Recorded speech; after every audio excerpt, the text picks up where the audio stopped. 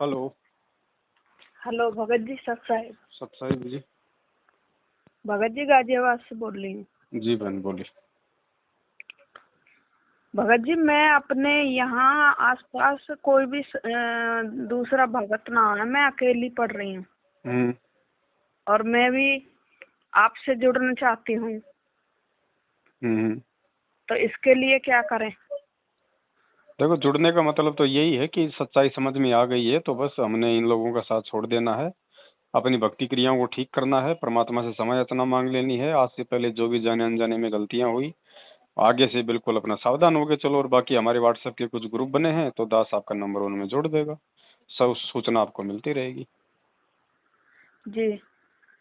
बस बाकी live programme से जुड़ जाया करो, तो वो ग्रुपों में जुड़ी रहोगी तो मैसेज वगैरह आ जाएगा, भाई किस दिन लाइव आएंगे, क्या विषय है, वैसे भी मैसेज वगैरह आते रहेंगे। भगत जी, मैं अपने परिवार में भी अकेली हूँ। कोई बात नहीं, 90% लोग ऐसे ही हैं।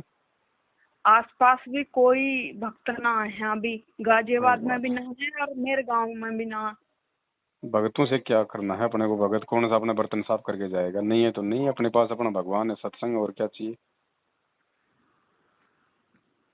वो बात तो ठीक है भगत जी, फिर भी एक दो जने हों तो। नहीं, ऐसा बिल्कुल नहीं सोचना 1% भी कल को, क्योंकि आज हम जो सोचेंगे कल को वही हमारे भाव रहेंगे। कल को शरीर छूटेगा, त्रिकुटी पे जाएंगे, फिर सोचेंगे भाई कोई भगत ही नहीं है, अकेले कैसे जाऊं, मार खा जाओगी फिर वहीं पे। मालूम थोड़ी पड़ेगा मेरा शरीर छूट गया, मैं सतलोक जा रही हूँ, कुछ मालूम नहीं पड़ेगा। तो हमने हर प्रकार से हमने बिल्कुल अपने आप को अकेला ही रखना है, और हम अकेले ही हैं। माँ के गर्भ से भी अकेले आए थे, पहले कहाँ थे ये भी नहीं पता, आगे कहाँ जाएंगे ये तो मालिक ने बताया। कोई मिल जाए तो ठीक है, साथ संगति कर लो, भाई बहन से प्यार प्रेम से 2 बात कर लो मालिक की। नहीं मिले तो कोई दिक्कत नहीं है, भगवान तो है, सत्संग तो है हमारे पास में। और फिर आजकल तो ये सोशल मीडिया किस लिए, व्हाट्सएप फेसबुक, लाखों भगत हैं, क्या दिक्कत है। और भगत जी, जब मैं लास्ट बार आश्रम में गई थी, जो इन्होंने वो आश्रम खोल के रखे हैं, तो मैंने नाम शुद्ध कराया अपना। तो रात को शाम हो गई, मैं वहीं रुक गई। तो छत पे सो गए हम, मैं ही अकेली, और तो कोई भी भगत ना हा। तो जिस भगत ने नाम शुद्ध करवाया, वो जो मेरी उम्र तो 50 साल के आसपास है, और वो बेचारा बच्चा है, हमारा तो बच्चे के समान है, लगभग 20-25 साल का होगा। तो जब मैं छत पे सो रही तो रात को नींद तो नहीं आई, जैसे नई जगह पे कोई चला जा तो नींद ना आवे। तो मैं कभी अपना जाप कर ले, कभी आंख मीच ले, कभी ऐसे ही। तो सुबह के 4:02 हो रहे, मैंने इसमें टाइम देखा फोन में, तो मेरी आंख लग गई। मैं जैसे करवट लेकर मैं थोड़ा और सोने की कोशिश कर रही, और मैं कौन उठे 4 बजे, कोई नहीं उठता। 6 बजे से पहले कोई उठता ही ना शहर में। तो मैंने क्या देखा, एकदम कि थोड़ी सी ही झप्पी लगी होगी, कि वही जो भगत जिसने मेरा नाम शुद्ध करवाया, और उस घर की जो भक्तमती है, जहाँ नामदान केंद्र है, वो भक्तमती तो मुझसे ये कह रही है कि चलो ऊपर चल रहे हैं छत पे। मैं उसके पीछे पीछे चल रही हूँ। तो वो जो भगत था, उसने मेरे पीछे से दोनों कंधा पकड़ लिए और वो मुझे दूसरी तरफ को ले गया है। तो मैं यो कह रही हूँ, मन की झीना तो इधर नहीं है, ये कहाँ लेके जा रहा है। तो फिर उसने जो मेरे दोनों कंधे बहुत जोर से भींचे, तो मैं जो एकदम गुरुजी ने याद करने लग गई हूँ। तो एकदम उसकी पकड़ भी ढीली हो गई है, और फिर मेरी आंख भी खुल गई। तो मुझे ऐसा आभास हुआ कि जैसे गुरुजी कुछ संकेत करना चाह रहे हैं कि ये काल का दूत है, यहाँ मत आओ जी। और फिर मैं वहां से आ गई। तो शाम को मुझे बुखार चढ़ गया आते ही। मैं कई दिनों तक तो बिल्कुल बेहोशी में रही, बुखार इतना तेज आ गया। और फिर मैं 2 दिन हॉस्पिटल में रही। फिर मैं हॉस्पिटल से आने के बाद मैं उसी बारे में सोचती रही, मैं कुछ ना कुछ तो गड़बड़ है कि जो ये नामदान केंद्र है जो पवन भगत जी बता मैं वो फर्जी है सच में। तो फिर मैं ऐसे ही सोचती रही, मैं आपकी वीडियो भी सुनती रही। फिर मैंने मन में अपने में डिसाइड कर लिया कि मुझे अब वहाँ जाना नहीं है। तो 8-10 दिन पहले की बात है, गुरुजी आए, मैंने उनसे दंडवत प्रणाम करी है। तो गुरुजी ने अमृत जल पिलाया अपने हाथ से मुझे जी। पर बोले कुछ ना, आशीर्वाद दिया और अमृत जल पिलाया। तो मुझे ऐसा लग रहा कि गुरुजी ने मतलब हमें माफ भी कर दिया। अब भगत जी हम इतने दृढ़ भक्त ना बन पाए जब ये बरवाला कांड हो गया जी, हमें सत्यनाम ना मिला वहाँ से। मैं प्रथम नाम ही मिला वहाँ जी। सत्यनाम तो फिर हमने इसी नामदान केंद्र से लिया। तो अब हमें जब जानकारी नहीं थी, आपकी वीडियो देख देख कर हमें जानकारी हो रही है जी। तो अब हमारे मन में ये बात आवे, हम बहुत से भक्त, अगर किसी भक्त का फोन भी आ जाए या कोई मिल जाए तो हम उससे यही सवाल करें मन कि जब गुरुजी आश्रम में है, जब तो वे ऐसा कोई भी आदेश ना करे जो ये रोज के आदेश निकल रहे हैं जी। और जितने भर भी इन्होंने पहले से आदेश निकाले, जब तक हमने आपकी वीडियो भी ना देखी कि जैसे किसी रैली में जाना है और किसी को ज्ञापन सौंपना, किसी कहीं धरना प्रदर्शन करना है, तो हमारे मन में ये बात गलत आ गई पहले से ही। मैंने कभी ऐसी चीजों में भाग ही न लिया। कुछ 2-4 बार मैं बस पुस्तक सेवा करने चली गई, फिर उसके बाद में मैंने पुस्तक सेवा करनी भी छोड़ दी। लेकिन भगत जी हमें गुरुजी कभी 8 दिन में, कभी 15 दिन में, कभी महीना में, सपने में हमें खूब दर्शन दिए हैं गुरुजी ने। पर हम जो अब समझ पाए कि सच में ये नामदान केंद्र फर्जी है जी। ये कौन से नामदान केंद्र की घटना है? ये बुलंदशहर की है। अच्छा अच्छा अच्छा। और अब जब मैं नाम शुद्ध करवाने गई तो वो बोले कि सोने और चांदी की सारी चीज निकाल दो जब नाम शुद्ध होगा। तो मैंने कहा सोने की तो मैंने सुनी भी ही गुरुजी के मुंह से, लेकिन गुरुजी फिर भी जब आश्रम में सब भगत, तो फिर भी नाक की लौंग ऐसा तो नहीं कहते थे कि नाक की लौंग भी मत पहनो। वे यूँ कहे ज्यादा हार श्रृंगार करने की जरूरत ना है, जो साधारण तरीके से भक्त को रहना चाहिए ऐसे रहना चाहिए जी। और उन्होंने चांदी वांदी की भी चीज निकलवा दें कि ये भी नहीं पहननी है। तो हमें तो ये सारी चीजें ये अजीब लग रही हैं जी।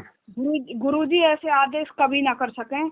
अब ये बताओ कि जो नई जुड़ने वाली पीढ़ी है हमारी, वो जब इन चीजों को सुनेगी तो वो तो पहले से पहले ही दूर हट जाएगी।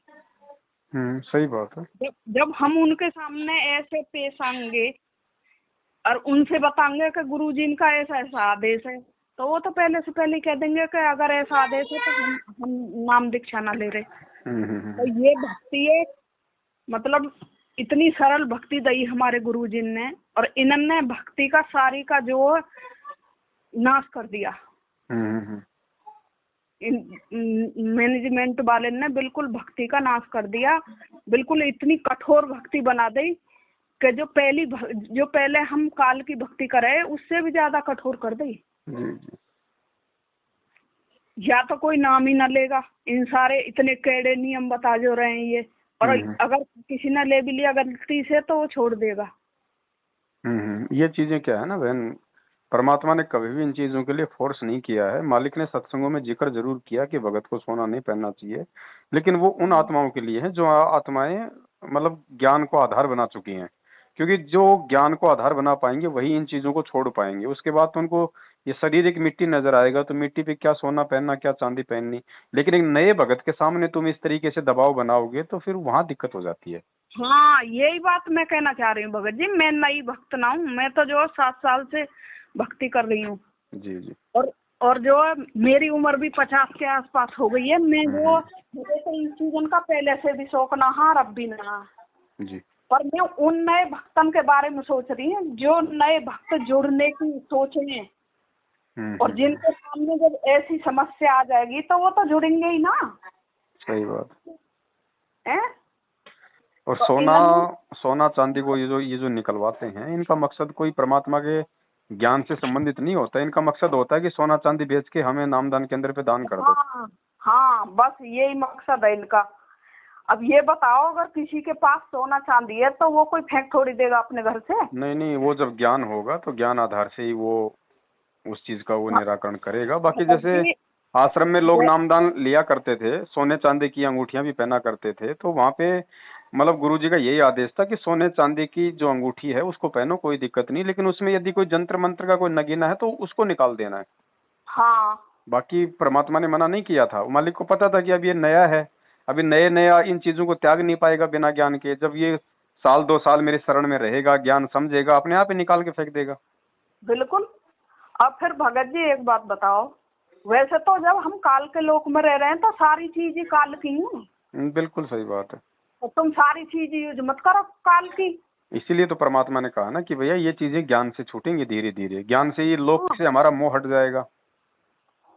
अब जब हम काल के लोक में रह रहे हैं तो खाना भी खाना पड़ेगा, पानी भी पीना पड़ेगा। बिल्कुल और बिल्कुल।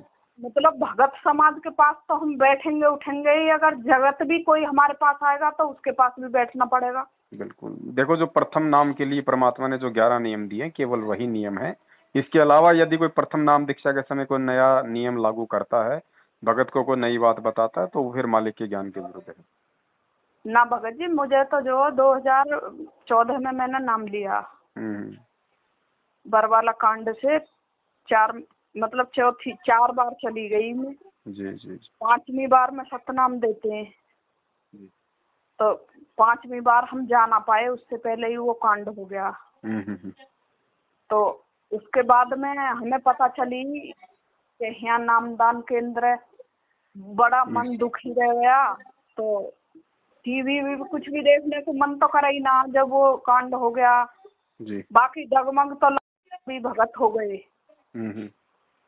तो फिर जब एक दिन जो साधना चैनल लग गया, मैंने टीवी के चैनल बदल ली।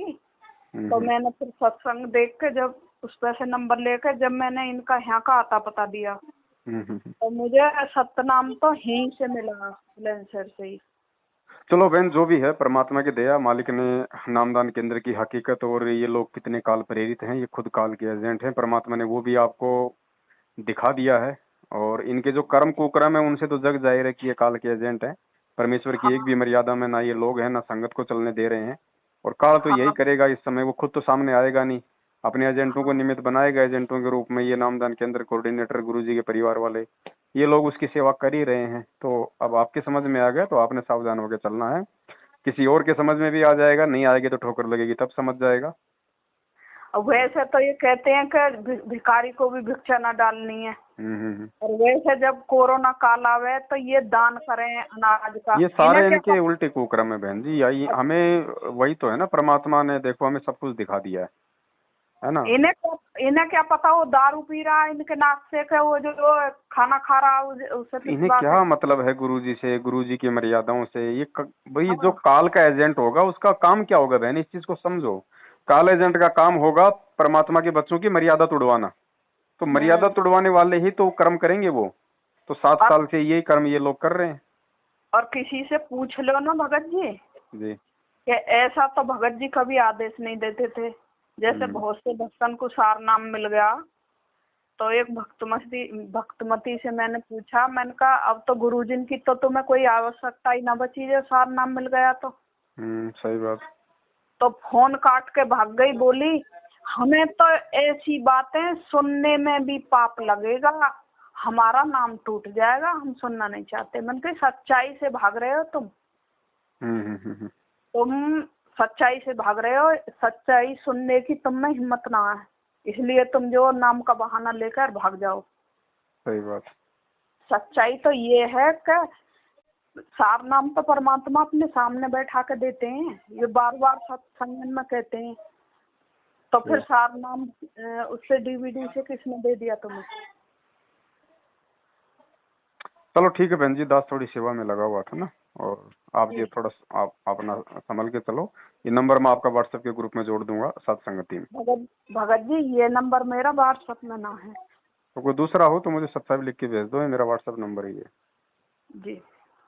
सत्साई। सत्साई।